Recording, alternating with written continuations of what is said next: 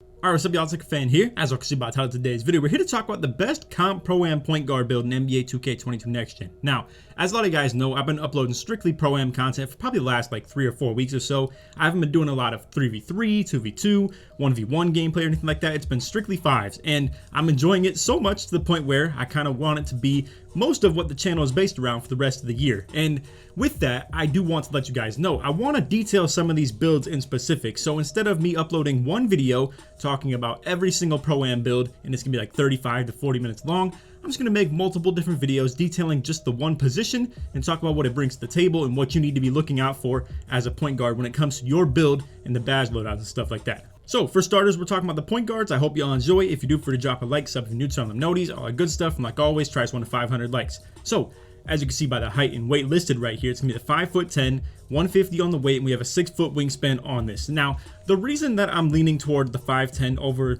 what was originally the meta point guard, in my opinion, was 5'9" with a really small wingspan, is that there's no longer a huge need to have 99 ball handle. Hall of Fame Unpluckable isn't a super important badge to have. I think gold is plenty fine, and 93 ball handle can get you everything that you need. So to go with the 6-foot wingspan, I think is perfectly fine. And again, this is a pretty commonly known meta point guard build for all people who play comp 5s. So 5'10", 150 on the weight, 6-foot wingspan. We're gonna just go body shape slight. It doesn't really matter that much, but I do think it's nice to be a little bit more compact or smaller as a point guard. You don't want to get bumped as much if there's like a theoretical thing that actually helps with that. But anyway, into the actual ratings and stuff that matters, we have 99 3-pointer. It's a pretty obvious thing to have as the point guard.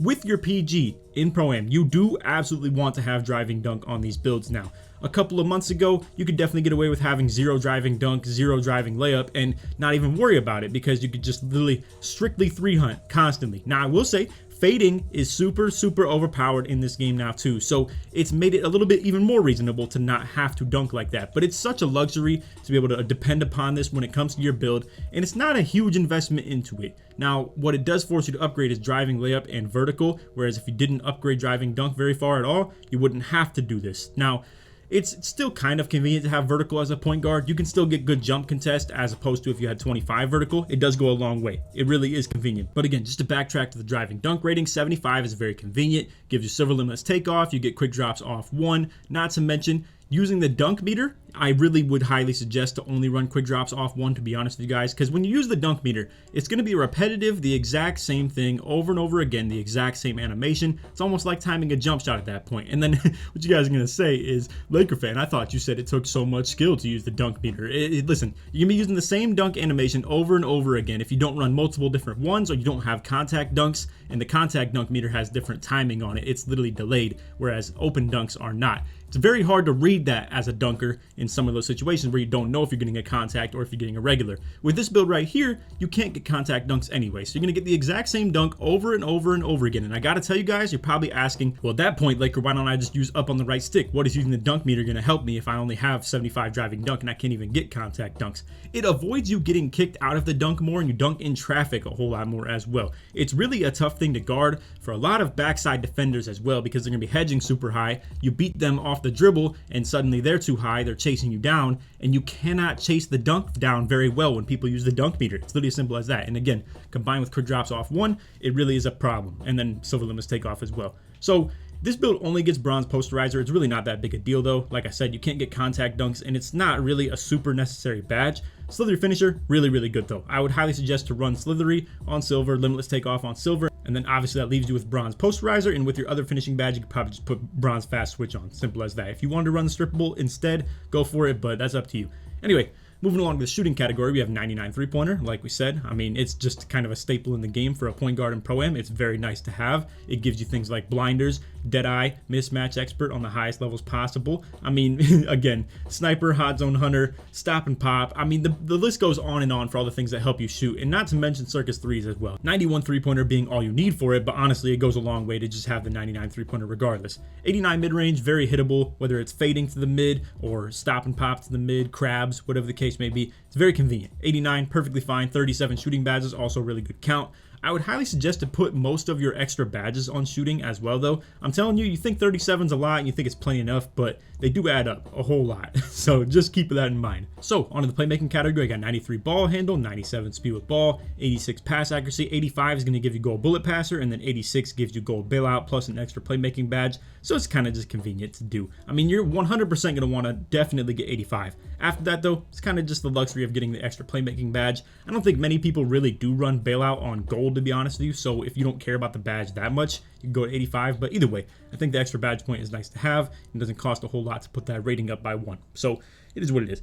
Moving along, like I said, 93 ball handle gives you pretty much everything you need except for ankle breaker on Hall of Fame, which you could get with one more ball handle, or you have Hall of Fame unpluckable, which you need 99 for. And again, I don't think it's worth, to be honest with you. I think you can definitely budget some of your attribute points and allow you to get something like good finishing on your build at the expense of maybe dropping your ball handle by like 6. Obviously, you're going down from 99 to 93, but who cares? You really don't see that many pluck steals anymore, and just in general, gold unpluckable is going to be plenty fine to deal with, and all you need to get gold unpluckable is 87 ball handle. Now, again, I would not suggest if you're a primary point guard to go anything lower than 93 though. You're going to lose hyperdrive, you're going to lose quick chain, you're going to lose handles for days, literally just by going down to 90. So you can see why that 93 is so convenient to go for. Speed with ball, you definitely want to just keep this as high as possible. As a point guard, you have to be very quick with the ball in your hands. However, you don't have to be super quick without the ball in your hands. So 91 speed, I think, can absolutely get the job done.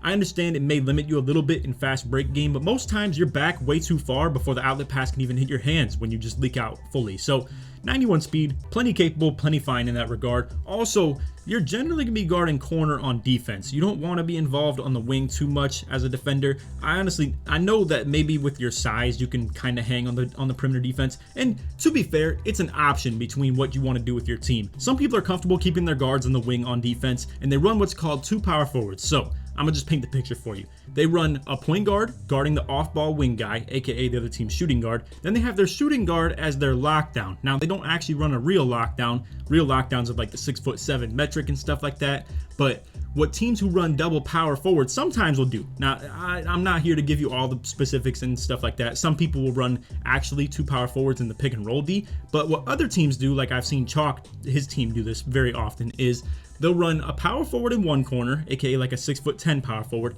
and then they'll run a 7'3" center in the other corner on defense. Then they have a 6'9" playing backside defense, and then they just keep both their guards up playing pick and roll defense on the wings with it, and you're able to involve your point guard on wing defense. Now, what our team does and what I'd recommend and what most people do is to put your point guard in the corner on D, and he's kind of your liability on defense. He will get backdoored occasionally. That's what 90 steal rating is good for though. You get Hall of Fame interceptor and just a lot of animations that you can steal a ball on. He will get shot over sometimes though, and that's why having this vertical becomes a little bit convenient anyway. Jump contest that can definitely save your point guard. He will get hit with like 16% contest make sometimes, and then sometimes they'll just make it right in his face with like a 7% contest, 8% contest if he doesn't jump. So just keep that in mind. You are a liability on defense when it comes to this build, and that is one of the negatives to it. So I highly recommend to have 2 different sets on defense where maybe you involve this guy on the wing on D sometimes if you're getting exposed with corner cuts, or they're just throwing it to the guy that you're guarding every single time on offense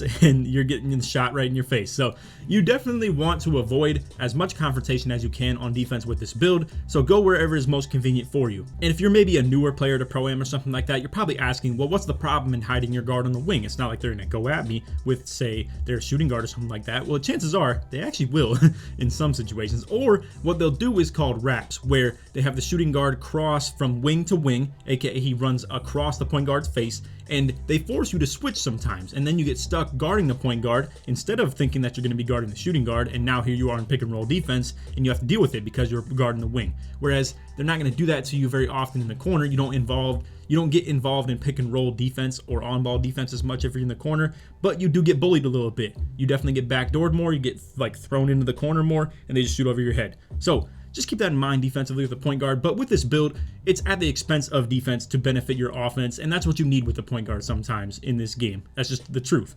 And then again, for the physicals, we have 91 speed. It gets the job done 100%. I can't say it's perfect for on-ball defense. You definitely want a little bit more if you plan to play on-ball D. And if you want to do something like that, maybe you could drop the mid-range just a little bit at the expense of your offense, and it could benefit your defense and transition game a little bit better.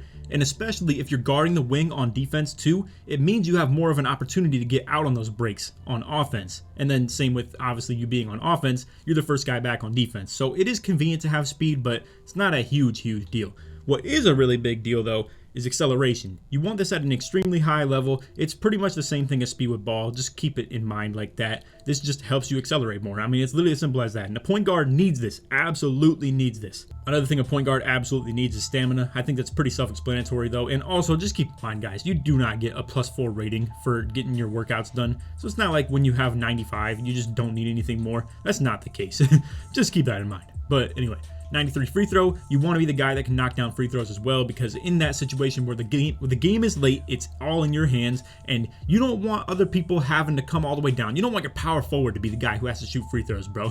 Like, you do not want the ball in his hands when they're double pressing him, putting all the pressure in the game on him, just because you can't knock down free throws because you got your stuff chilling at like 60 or 70 or something like that. And some people will say, oh, it's plenty fine to make, but the thing is, I mean, 70's not really convenient. You can shoot slightly and like slightly earlys and slightly lates and still only get like 75% and 80% and stuff like that. And you will be hurt when you miss one of those crunch time free throws and people are trying to play the free throw game with you and fouling you instead of letting you try and get back into the game off like getting threes and stuff like that. So just keep that all in mind. Anyway, final badge count look, you got 8, 37, 35, and 18. At this point, most of you guys probably have a couple extra badges you can put on your build. At bare minimum, you have 4 extra, and most people probably have anywhere from like 3 to 5, I would assume. Maybe you're someone who doesn't like to grind the XP at all and you quit after like season 2, so you only have like 6 total badge points you could put on.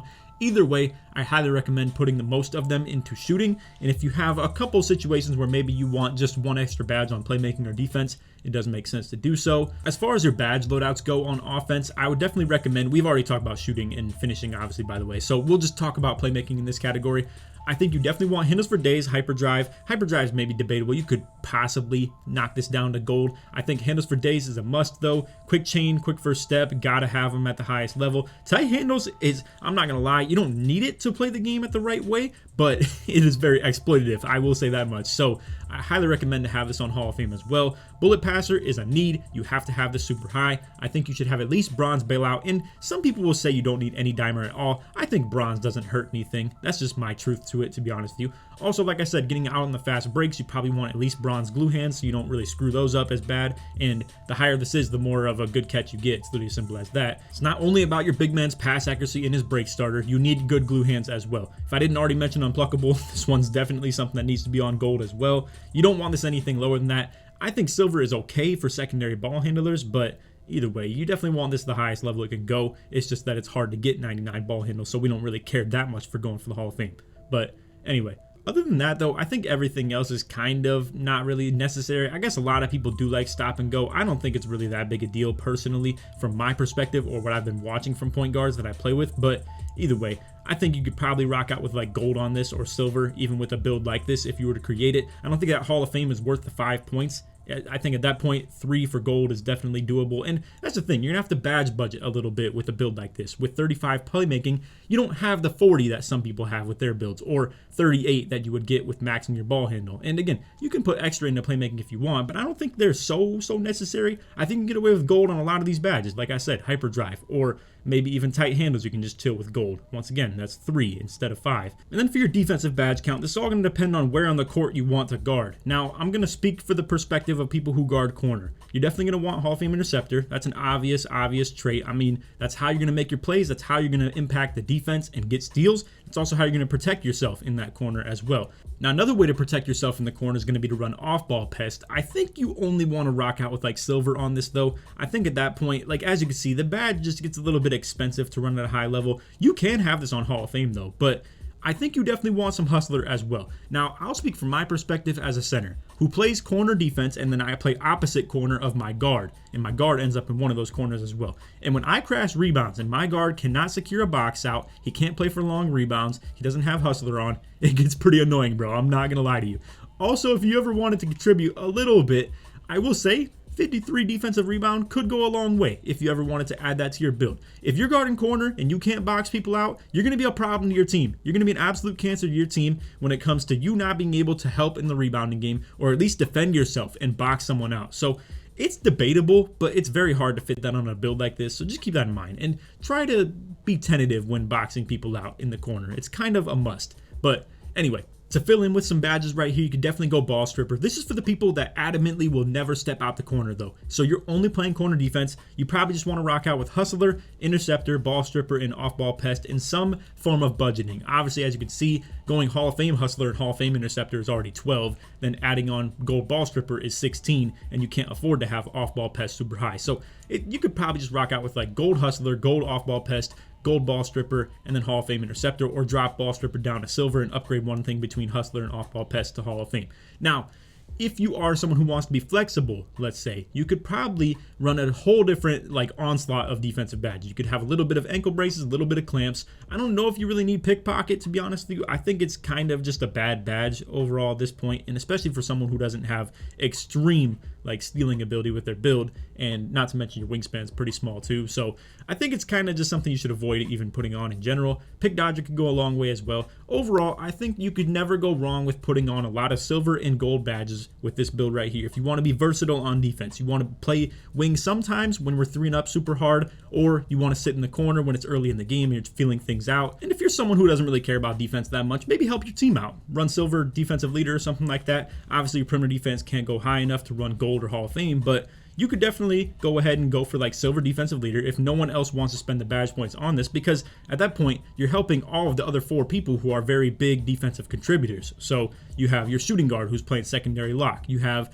your hedge guy who's playing obviously the hedge, power forward, you have your center who's dropping out the corner for rebounds and shot blocks and stuff like that. You have the on-ball lockdown who clearly wants his defensive ratings boosted as well. So if you want to rock out with silver defensive leader, it's really nice. I think the only thing that's not worth running at all here is probably, I mean, honestly, all these badges are pretty good. Like, it just depends on where you want to guard on the court. So just keep that in mind.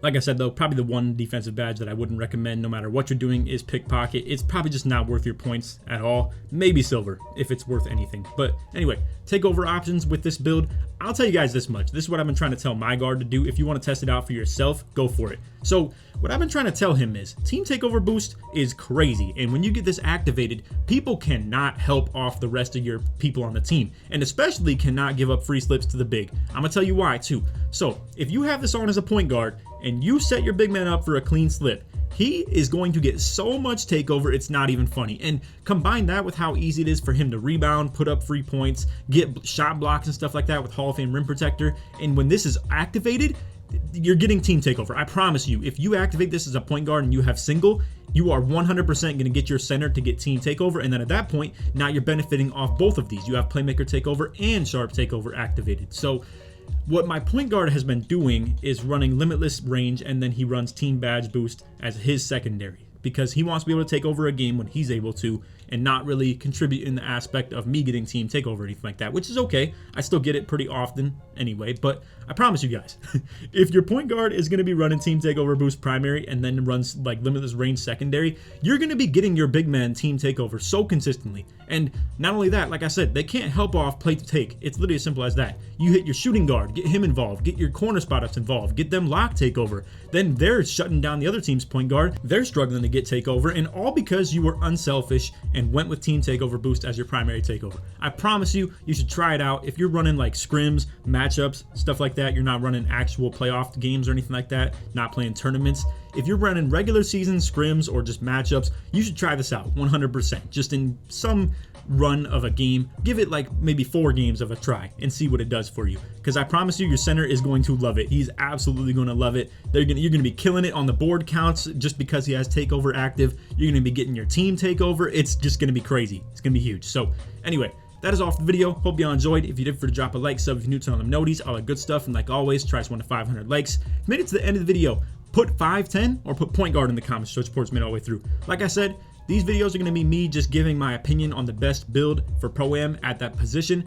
If it is something like the shooting guard, I'll maybe give 2 different options, or let's say the small forward for teams that like to run double power forwards. Or for that matter, when I'm talking about the power forward builds, maybe I'll just talk about how the fact that you can play it at the 3 and run 2 of them and play sides with 2 6'9s and then have a 7'3 that you rotate to.